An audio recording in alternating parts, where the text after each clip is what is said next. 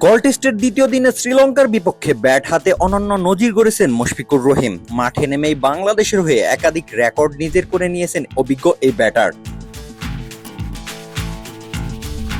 প্রথম দিন শান্ত ও মুশফিকের জোড়া সেঞ্চুরিতে শক্ত অবস্থানে দিন শেষ করে টাইগার শিবির। দ্বিতীয় দিন শুরুতেই 148 রানে শান্ত বিদায় নিলেও উইকেটে অবিচল ছিলেন মিস্টার ডিপেন্ডেবল খ্যাত মুশফিক। ধীরে সুস্থে গড়েন 150 রানের ইনিংস, যা তার স্বীকৃত ক্রিকেটে সপ্তমবারের মতো 150+ রানের ইনিংস। এছাড়াও বাংলাদেশি ব্যাটারদের মধ্যে সর্বোচ্চ।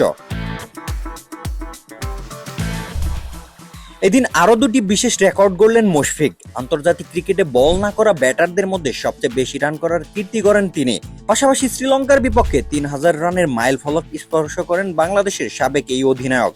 ব্যক্তিগত 159 রানে অপরাজিত থেকে মুশফিকের সামনে এখন চতুর্থ ডাবল সেঞ্চুরি করার হাতছানি। আর 30 বছর বয়সেও তার ব্যাটে একই রকম দৃঢ়তা ও অভিজ্ঞতার ছাপ।